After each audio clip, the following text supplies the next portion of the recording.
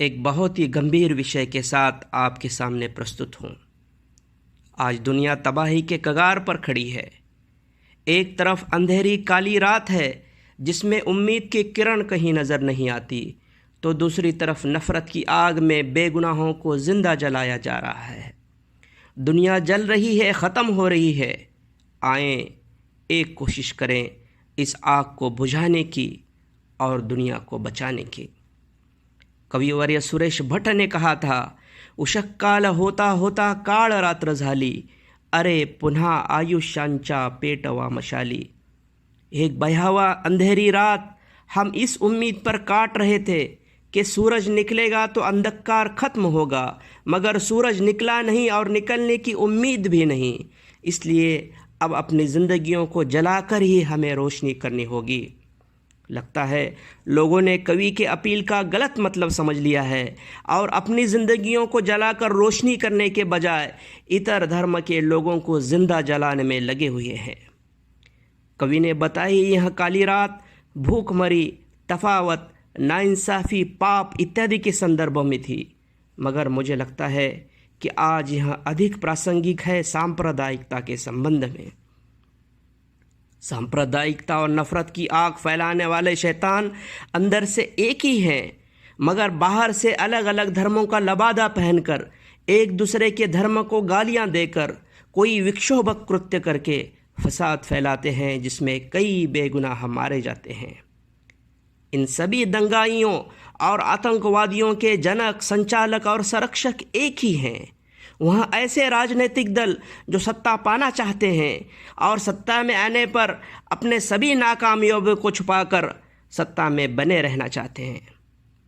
आतंकवादियों के जनक, संचालक और संरक्षक वो राष्ट्र भी हैं जो विश्व में अपना वर्चस्व कायम रखना चाहते हैं, या वो राष्ट्र जो इस तरह की आतंकवादी गतिविधियों की सहायता से अपने दुश्मन राष्ट्र से बदला लेना चाहते हैं। यही वो शैतान इब्लीस की संतान है जो कम अक्लों को ब्रेन वॉश करके, बेरोजगारों को लालच देकर दंगाई और आतंकवादी बनाते हैं और मासूमों की लाशों पर खड़े होकर ऊंचा नजर आने की कोशिश करते रहते हैं। कभी वो आतंकवादियों को अपना पराया इन कैटेगरीज में डालकर कुछ का खुला समर्थन भी करते हैं, तो कभी आतंकवाद को एक्शन रिएक्शन के चक्कर में डालकर जायज़ ठहराते हैं और मक्कारी और अय्यारी से हर किसी को खरीदकर अपने किए हुए हर जुर्म पर पर्दा डालने में कामयाब हो जाते हैं। दुनिया में हो चुके सभी आतंकवादी घटनाओं की, दंगे और फसादों की निष्पक्ष जांच हो तो भयानक चौंकाने वाले तथ्य सामने आ जाएंगे कि कैसे लोगों को गुमराह किया जाता है और पाप कोई और करता है, इल्ज़ाम किसी और पर लगाया जाता है और सज़ा किसी और को दी जाती है, जिसमें से अधिकतर बेगुनाह और मासूम होते हैं। नफ़रत फैलाने वाले शैतानों के मुंह से कुरान की आयतें, वेद पुराण के श्लोक, बाइबल के वचन अच्छे नहीं लगते। आतंकवादियों का कोई धर्म नहीं, वो न हिंदू है, न मुसलमान है, न क्रिश्चियन, न किसी और धर्म का। कोई भी धर्म बेगुनाहों को मारने की इजाज़त नहीं देता।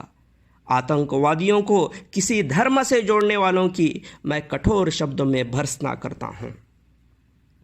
जब जब इंसान हिंसक हैवान बनने लगा, तब तब उसे दोबारा इंसान बनाने के लिए धर्म की स्थापना होती गई। प्यार, भाईचारा, इंसानियत का रास्ता दिखाने वाले धर्म के नाम पर नफरत, दुश्मनी और हैवानियत परोसी जा रही है। इससे बड़ा धर्म का अपमान कुछ और नहीं हो सकता। भगवत गीता के अध्याय 4 श्लोक 7 और 8 में श्री कृष्ण कहते हैं, यदा यदा ही धर्मस्य ग्लानिर्भवति भारत अभ्युत्थानमधर्मस्य तदात्मानं सृजाम्यहम् परित्राणाय साधूना विनाशाय च दुष्कृतां धर्म संस्थापनार्थाय संभवामि युगे युगे। जिसका सटीक भाषांतर स्वामी विवेकानंद ने यूं किया है। श्री कृष्ण कहते हैं, जब सद्गुण और सदाचार यानी अच्छाइयाँ खत्म होती हैं, दुर्गुण और दुराचरण यानी बुराइयाँ आम होती हैं, तब मैं प्रकट होता हूँ सदाचार को स्थापित करने के लिए, अच्छाइयों को बचाने के लिए, बुराइयों को ख़त्म करने के लिए। मैं हर युग में, हर ज़माने में आता रहता हूँ। ऐसे कौन से सद्गुण हैं जिन्हें बचाने और स्थापित करने के लिए हर युग में आते रहने की बात श्री कृष्ण ने की है?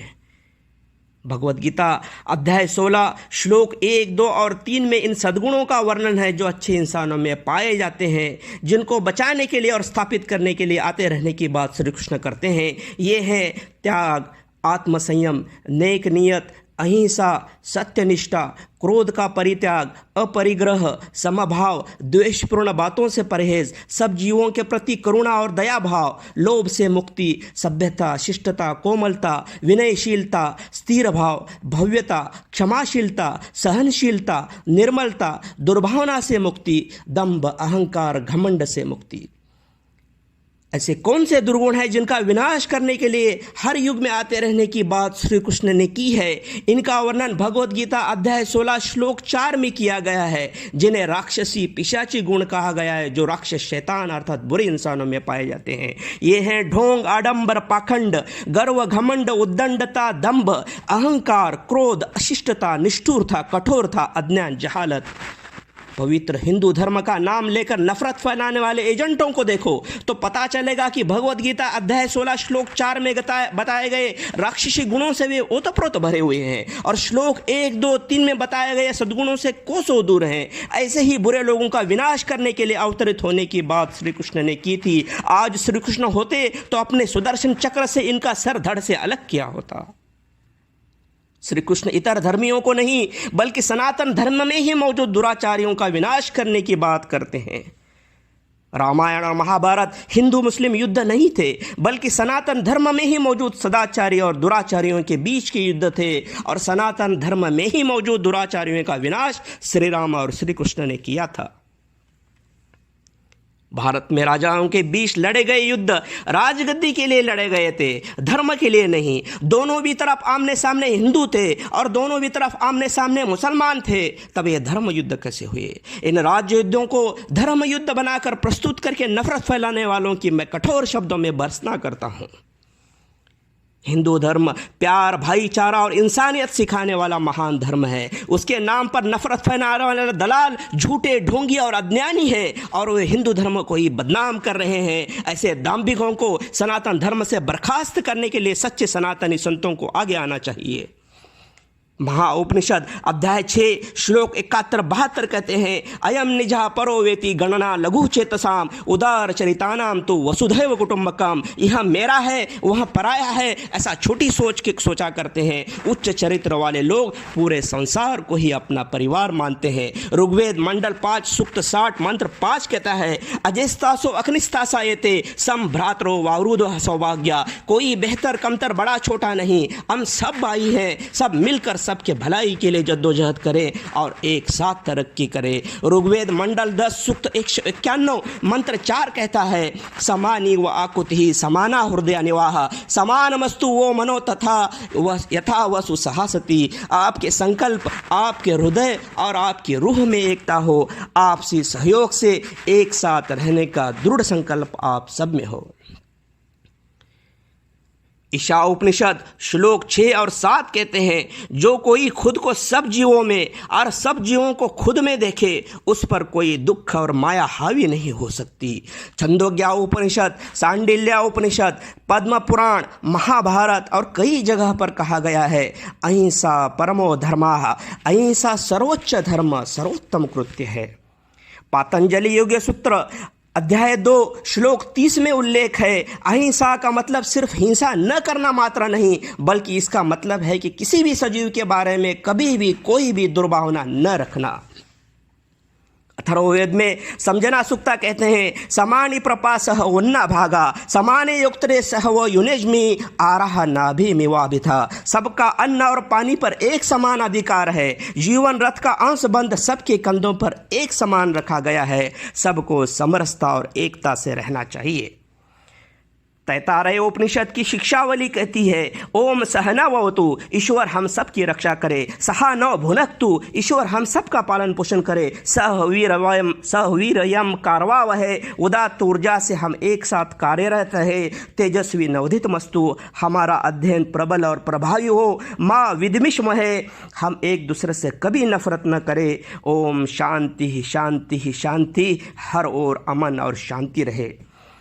सनातन धर्म कहता है सर्वेपि सुखिनः सन्तु सर्वे सन्तु निरामया सर्वे भद्राणि पश्यन्तु माँ कश्चित् दुःख भाग भवेत्। सब लोग खुश रहे, हर रोग से मुक्त रहे, सब लोग अच्छी चीज़ें देखें, किसी को भी कोई शोक कोई गम न हो। नारद स्मृति धर्मकोशा में लिखा है पशांदा नैगमा श्रेणी पुगोराता गणादिशु संरक्षेत समयम राजा दुर्गे जनपदे। तथा राजा को चाहिए कि वो सबको संरक्षण दे, सबकी हिफाजत करे, फिर वो चाहे किसी भी धर्म का हो, वेद को मानने वाला हो या न मानने वाला हो या कोई और भी हो। मित्रों, ये है सनातन धर्म ग्रंथों के आदेश। ऐसे बहुत से आदेश हैं, मगर मेरे संभाषण को छोटा करने के लिए मैंने कुछ के ही उदाहरण दिए हैं। अब आप ही बताएं कि नफ़रत की बात करने वाले शैतानों को क्या सनातन धर्म से कोई संबंध उनका हो सकता है? इसलिए मैं सच्चे सनातनी संतों को अपील करता हूँ कि वो आगे आए और सनातन धर्म को बदनाम करने वाले इन हैवानों को धर्म से बर्खास्त करें। भगवत गीता अध्याय 4 श्लोक 7 और 8 की तरह ही कुरान में भी कई जगह कहा गया है कि जब सद्गुण सदाचार समाप्त हुए और दुराचरण बढ़ गए, तब सदाचार को स्थापित करने के लिए और दुराचरण को खत्म करने के लिए ईश्वर ने पैगंबर भेजे। सूरह यूनुस सूरह नंबर 10 आयत नंबर 47, सूरह रात सूरह नंबर 13 आयत नंबर 38, सूरह इब्राहिम सूरह नंबर 14 आयत नंबर 4, सूरह नहल सूरह नंबर 16 आयत नंबर 36, सूरह फातिर सूरह नंबर 35 आयत नंबर 24, सूरह गाफिर सूरह नंबर 40 आयत नंबर 78 में ईश्वर द्वारा पैगंबर भेजे जाने का जिक्र है। हर राष्ट्र और हर समाज के लिए पैगंबर भेजे गए, जिन्होंने उन्हीं लोगों की जुबान में सदोपदेश दिए। कुरान मजीद में सूरह अल-माइदा सूरह नंबर 5 आयत नंबर 32 में है मन क़तल नफ्सन बिगैरि नफ्सिन औ फसादिन फिल अर्दि फ़कअन्नमा क़तलन नास जमिया व मन अहयाहा फ़कअन्नमा अहयन नास जमिया। जिसने एक बेगुनाह का कत्ल किया उसने पूरे इंसानियत का कत्ल किया, जिसने एक बेगुनाह को बचाया उसने पूरे इंसानियत को बचाया। आतंकवाद से बेगुनाहों को मारने वाले, दंगे फसादों में बेगुनाहों को नुकसान पहुंचाने वालों का इस्लाम से कोई संबंध नहीं। कुरान मजीद में सूरह अल-अनआम सूरह नंबर 8 आयत नंबर 108 में आदेश है वला तुसुब्बुल लज़ीन यदून मिन दूनिल्लाह, दूसरे धर्मों के देवी देवताओं को बुरा भला मत कहो। सुनन तिर्मिदी हदीस नंबर 1924 में रावी अब्दुल्ला इब्न अमर रदियल्लाहु अन्हु से सही रिवायत है कि हज़रत मोहम्मद पैगंबर सल्लल्लाहु अलैहि वसल्लम ने फरमाया अर्राहिमूना यरहमुहुमुर रहमान इरहमु मन फिल अर्द यरहमकुम मन फिस समा। जो रहमदिल हैं उन पर सर्वाधिक दयालु ईश्वर रहम करेगा। तुम पृथ्वी पर रहने वालों पर दया करो, ईश्वर तुम पर दया करेगा। इस्लाम, हिंदू, क्रिश्चियन इत्यादि इत्यादि सभी धर्म दया, क्षमा, शांति, प्रेम, स्नेह, इंसानियत की बात करते हैं। इन सभी धर्मों में बहुत अधिक समानता है। वह है इंसानियत की समानता, वह है प्यार की समानता, वह है भाईचारे की समानता है, वह है दया, करुणा, क्षमा भाव की समानता। मगर अफसोस कि किसी ने इन समानताओं को समझने की कोशिश नहीं की। इन महान धर्मों के धर्म ग्रंथों में मिलती हुई समानताओं को मैंने अपनी किताब सिमिलैरिटीज़ बिटवीन होली बुक्स में प्रस्तुत किया है। इन धर्मों के आदर्शों को तोड़ मरोड़ कर पेश करने वाले नफरत के दलाल मानसिक रोगी हैं और उन्हें मेंटल अस्पताल के सलाखों के पीछे आजीवन रखा जाना चाहिए और उनके मनोविकृति से समाज की रक्षा करनी चाहिए। सभी धर्म अच्छे इंसानों की रक्षा और बुरों का विनाश करने की बात करते हैं। धर्म के आधार पर अच्छे बुरे का फर्क नहीं करते। धार्मिक होना अच्छी बात है, मगर अपने धर्म को गलत तरीके से समझना और प्रस्तुत करना अपराध है, और सबसे बड़ा अपराध है धर्मांध होकर नफरत फैलाना। दो अलग अलग धर्मों के कट्टर प्रचारक आपस में गहरे दोस्त हो सकते हैं, जैसे पंडित राम प्रसाद बिस्मिल जो कट्टर हिंदू धर्म प्रसारक थे और अशफाकुल्ला खान जो कट्टर मुस्लिम धर्म प्रसारक थे, और उनकी दोस्ती ऐसी थी जो इतिहास के पन्नों पर स्वर्णिम अक्षरों में दर्ज है। मित्रों, धर्म संयोग मात्र है। जिसने किसने किस धर्म में पैदा होना है, इसका पैदा होने से पहले कोई एप्लीकेशन नहीं देता। मैं मुस्लिम कुटुंब में पैदा हुआ इसलिए मुसलमान हूँ, तो कोई हिंदू कुटुंब में पैदा हुआ इसलिए हिंदू है। मेरे काव्य संग्रह माणूस की कविता सदैव प्रासंगिक है। बाळ जे जन्मे हिंदू घरात तेते झाले हिंदू, माय बाप हे मुस्लिम म्हणून तू हा मुस्लिम बंधू, नशिबाच्या या धर्मावरती भांडण का उकरावे, प्रेम दया अन माणुसकीला हृदय नित्य धरावे। सिर्फ एक धर्म में पैदा होने मात्र से व्यक्ति की तरफ उसी चश्मे से देखा जाता है, अगरचे वह नास्तिक हो तो भी। कई व्यक्तियों की पहचान उनके नाम की वजह से किसी धर्म से जुड़ जाती है, मगर वास्तव में वे नास्तिक होते हैं और किसी धर्म से जोड़े जाना उन्हें मंजूर नहीं होता। अभिनेता नसीरुद्दीन शाह की चिंता अपने बच्चों के इस्लामिक नाम को लेकर थी, बावजूद इसके कि वो नास्तिक हैं। मैं भारत से बाहर आया तो पता चला कि मेरी पहचान मेरी नागरिकता मात्र है।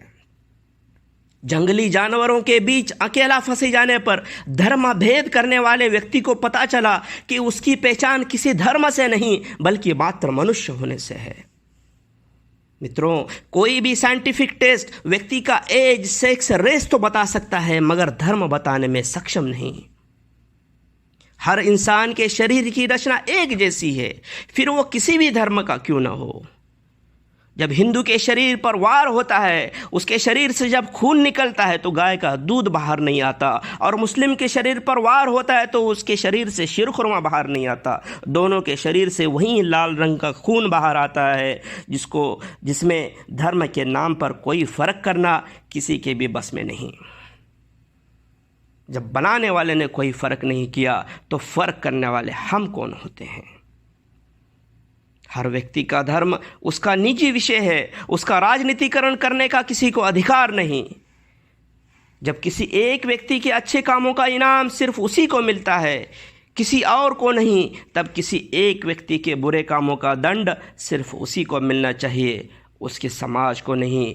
मेरे पूर्वजों ने क्या किया है इसके लिए मुझे दंडित नहीं किया जाना चाहिए, क्योंकि मेरे पूर्वजों ने जो अच्छाई की थी उसका इनाम तो मुझे नहीं मिल रहा, तो मेरे पूर्वजों की बुराई की शिक्षा मुझे क्यों मिले। मित्रों, आज हर एक के हाथ में बंदूक है जो दूसरे पर ताने खड़ा है। नफरत की आग में दुनिया जल रही है जिसमें सब कुछ जलकर खाक हो जाएगा। आएं, अज्ञान और जहालत के इस अंधकार को इल्म के रोशनी से दूर करें। सांप्रदायिकता और नफरत की आग को इंसानियत और प्यार की बारिश करके बुझाएं। इसी अपील के साथ